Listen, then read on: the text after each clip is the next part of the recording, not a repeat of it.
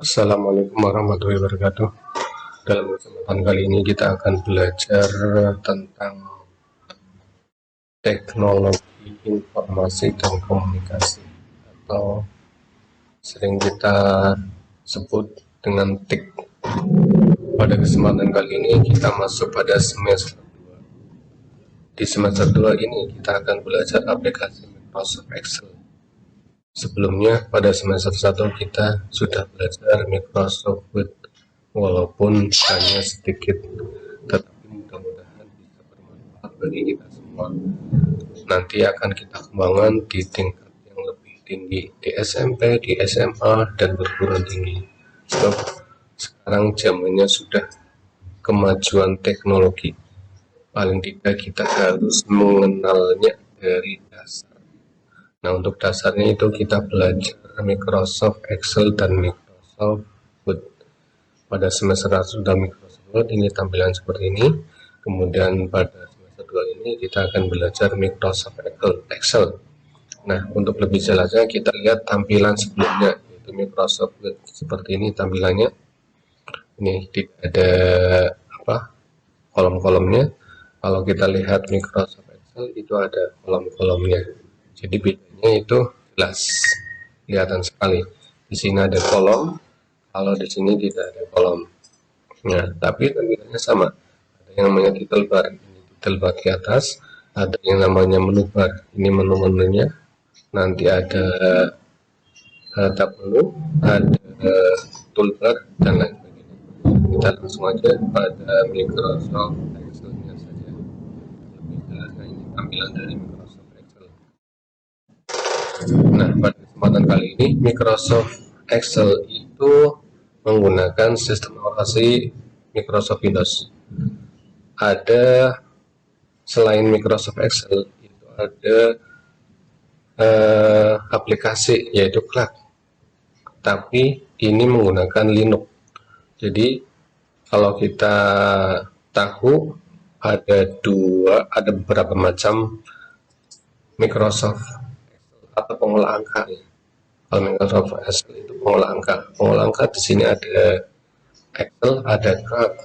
Kalau Excel pada Microsoft Windows, kalau Calc pada Linux. Nah, tapi yang sering kita gunakan itu Excel. Kemudian kita lihat di sini tampilan dari Microsoft Excel. Ada menu, ya, ada title bar ini yang paling atas. Title bar, ada tulisan Microsoft Excel. Setiap kali kita membuka aplikasi itu ada tampilan title bar di atasnya, menandakan bahwa itu aplikasi yang sedang aktif. Ini jelas tulisannya Microsoft Excel. Kemudian ini book sebagai nama filenya. Nah, kita lihat yang pertama ada menu file. Kalau kita klik di sini menu file, itu ada menu-menunya. Di sini ada new. New itu berarti membuat dokumen baru. Kemudian di bawahnya di sini ada open. Open itu berarti membuka file yang sudah kita buat. Ya. Kemudian ada save. Save berarti itu menyimpan. Kalau kita sudah mengetik, sudah membuat tabel dan lain sebagainya, itu kita simpan. Nanti ada nama filenya. Ya. Kemudian itu juga fungsinya untuk menyimpan, tetapi dengan menggunakan file yang berbeda. Kemudian di sini ada home. Nah, di sini ada insert, ada layout, ada formula, ada data, ada review, ada view. Nah, kita pelajari satu-satunya. Yang pertama title bar, tadi sudah kita kenal title bar. Kemudian menu bar. Menu bar ini tadi mulai dari file sampai view. Kemudian ada toolbar. Toolbar ini berarti di dalamnya menu bar. Kemudian ada tab menu. Tab menu itu berarti deretan menu yang berisi sebuah perintah. Di sini kita ada gambar seperti ikon ini. Ini perintahnya untuk mengcopy. Kalau ini untuk mengcopy ya. Pertama di copy, kemudian digandakan dengan menggunakan paste. Kemudian ada memotong. Ada di sini pada menu home ada grup-grupnya, ada font, ada element dan lain sebagainya. Ini nanti setiap menu itu beda-beda tampilannya. Klik layout, tampilannya seperti ini dan lain sebagainya. Kemudian di sini ada workbook. Workbook itu lembar kerja. Ini lembar kerjanya bentuknya seperti ini. Ini lembar kerja dari Microsoft Word. Kemudian ada worksheet.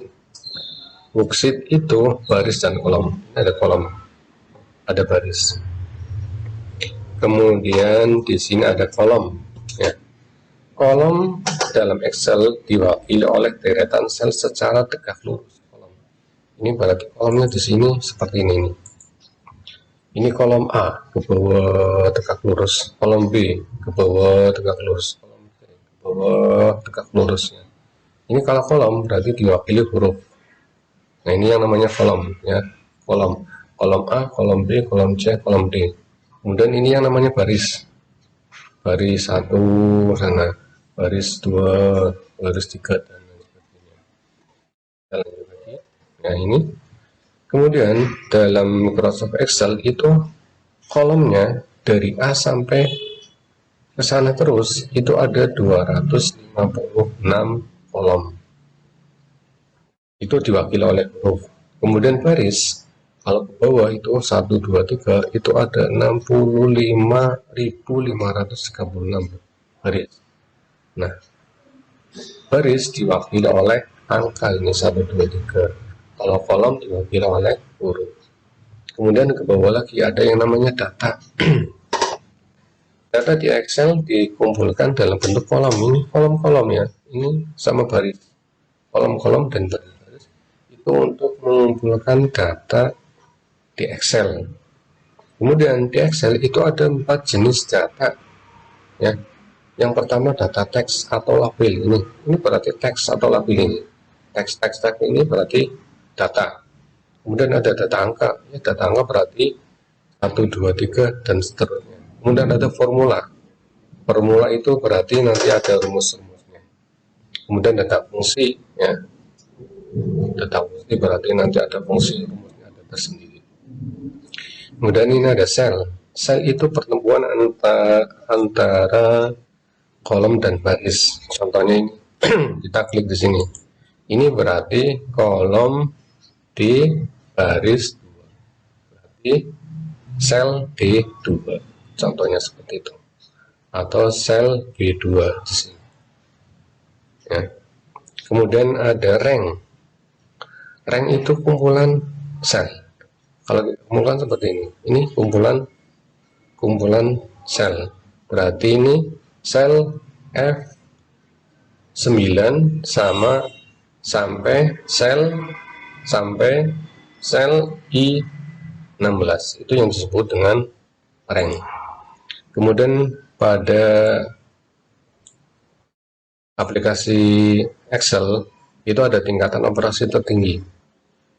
Operasi tertinggi pada Excel itu dimulai dari tanda kurung. Kalau ada tanda kurung itu berarti yang tertinggi. Kemudian ada pengalihan, pangkat, akar, pembagian, penjumlahan, baru pengurangan. Nah, ini juga ada contoh operasi hitung pada Microsoft Excel, contohnya sum.